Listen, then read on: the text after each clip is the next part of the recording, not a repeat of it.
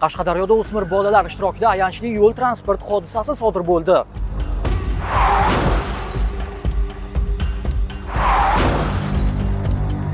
Ma'lum bo'lishicha, joriy yilning 19-aprel kuni Qarshi tumanida yashovchi 2011-yilda tug'ilgan maktab o'quvchisi otasi uyda yo'qligidan foydalanib, uning Gentra rusumli avtomashinasini olib qochadi va o'zining 4 nafar tengdoshini avtomashinaga mindirib, yo'lning serqatnov qismida harakatlana boshlaydi. Natijada avtomashina yo'l chetida to'xtab turgan yuk mashinasiga borib uriladi.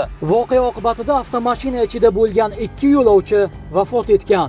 Hozirda avtomashinani boshqargan bola va uning 2 tengdoshi shifoxonada davolanmoqda. Bolaning otasi esa ushbu holatni quyidagicha izohladi. Ota-onalarga mening maslahatim, kalitni birinchi ochirib tevaga qoldirmang.